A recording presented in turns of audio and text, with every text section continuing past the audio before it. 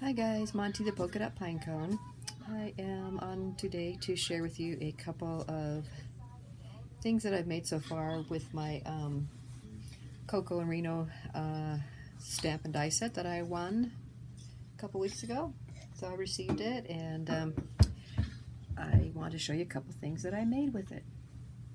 So first of all is this cute little frame. It's I made a shaker out of it, so I've got like some punched out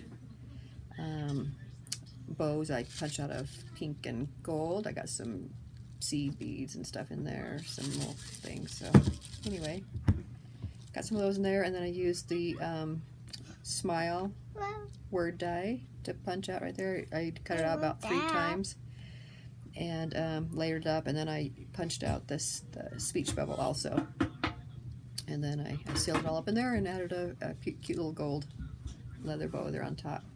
I also it's like Maggie Holmes paper inside here for the background, and then this I just used some light pink 110-pound cardstock that did good with it, and I stamped that with the stamp set. The stamp set that I got was the bow. So one of the things that it had with it was it had the bow background piece. So I inked that all up with my Versamark ink here, and then I stamped it on my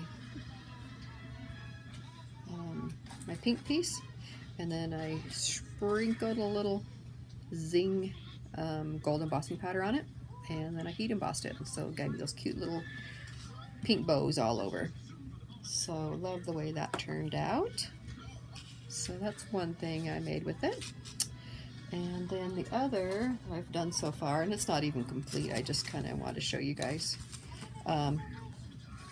With this die, it has this cutout in it also, which gives you the little like easel thing to prop up so it stands up. So that's why this stands up so well. So just like that on that, so you can prop things up. So anyway, what I did was I made 4 of them, and I the part that cuts out in the center, I just went ahead and used that and I attached a sewed piece of ribbon onto each one for a little pull tab. And I thought, what a cute thing to slide in and out to make like pictures of your kids or grandkids or whatever, and display in your desk. So I made 4 of them, and I hooked them together with jump rings up there on the top. So now I could just, like, how cute would it be to display this on your desk, at work or on your craft desk or whatever, and you just change out the pictures if you wanted to or whatever. And then I have them all the easel parts folded down the back, so it stands up, and you could, it reminds me of those little photo frames you used to get that had like 2 or 3 pieces, and they were like at angles, and you could display them like that. So anyway, I thought that was fun. So anyway, that's what I did on those. I haven't decorated this or anything yet, but like I say, I just used the insides, put a pull tab on each one of some paper, actually with some ribbon, so put some different colors of ribbons on there and just use it for a pull tab. So just wanted to show you guys that fun little thing to use it for.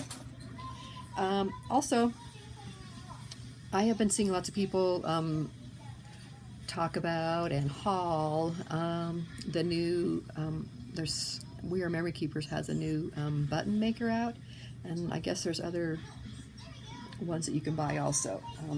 Everyone I've seen talk about it and stuff, they're like over $100 for it, and I just was not sure if I wanted to spend that much or not. So anyway, I revisited a old tool I have, which is this. I don't know if anybody else has it or not, but it's by Imaginess, and it is a button maker. So similar concept to the eyelet setter, and it can do 2 different sizes of the buttons. So it can do buttons. They come in these packages, so they can do, this one's a magnet set, so that this makes a little magnet. This is a badge one, brads, and then buttons. So it comes, you can do 2 different sizes with the way it comes, and then you can, the large size you have to get the extra set for, which I didn't get. But anyway, so I hardly ever used this tool when I bought it years ago. So I watched some videos on how to redo it, how to do it again. And so I started playing with it to decide, well, is this going to be good enough for me for as many buttons as I make, or should I go ahead and do that, try out that new button maker? But anyway, so I got it out and tried some things on it. So it's made for paper and for fabric, and so you can definitely make paper ones. Like this one is covered with paper, some Halloween striped paper, and then this one I made using it's got some little spiders on it, pattern paper, really cute. So it does those really well. I used some specialty paper on one of them. Turned out really pretty. So it looks kind of like it's leather, and it's some of this specialty paper right here. It's got the embossing stuff on it. Look how pretty that is. So anyway, that turned out really well on that one. Use that. And then I made one with this specialty paper. It's real pliable and bendable, so it worked really well. This one turned out super good. Look at that. Look at all the texture on that. So that worked really well. I tried a piece of mylar. I thought, oh, how cool that would be. But it didn't, I got it on there, but it's a little bit stiffer, so it doesn't, lay flat and round. So probably won't be doing one with that again, unless I find some, more pliable, thinner mylar to try on it. But that one, didn't work so well. So anyway, so that's that. And then I took some tulle, and I doubled this one, and I just folded it over there with the spider webs on. Look how cute. So cute, little sparkly tulle spider web one. This one's a brad, so I did some in brads and some in buttons. I don't use brads very much, but when I do, a lot of times I just cut the brad part off, and then it's just like a button, so no big deal. And then I tried this from Hobby Lobby, has these on the rolls by the tulle and stuff, and it's gauze. I had bought this kind of turquoise piece. I love the color, but anyway, look how cute the turquoise one came. Look at that texture. Isn't that pretty? So love the way that one turned out. And then I used a piece of tissue paper, this shiny turquoise one that I got in some packaging. Love it too. So I made a cute little button out of the tissue paper. I didn't have any fabric laying around, so I didn't do any fabric ones, because these were kind of meant to be paper and fabric. And so I know it works with fabric. I've done them before in the past, but you have to just make sure that you use kind of thinner fabric, because you do anything too thick, then it doesn't work as well. It doesn't fold in, and then it's like too thick to where for the inside part to mount in there. So, but all these thin things worked really well. I also did a piece of ribbon. And I can't find what I did with it, but it was a piece of Halloween ribbon, and so I, put the design, covering the front, so you could have a cute little picture on it. I can't find it. So anyway, that worked real well. So you can use ribbon too, as long as you've got a big enough, you know, a piece. It's got to be about 2 by 2, or like a 2-inch circle. Because you have to have room to fold it around there to the back, so that it can be pressed in with the middle piece. It used to be you could, in fact I got one, these punches, they had these punches too, so it would punch this out and it would be the right size for the thing, and then you could just trim off the edges. But you don't have to have this, you could just punch out any square. I got some stuff stuck in there trying to use it, so next time I use that kind of material I won't be putting it through the punch because it got stuck in there. But you could just, you know, cut out a circle, or I just cut out little squares, like about a 2 by 2 size of paper and stuff. So that worked real well.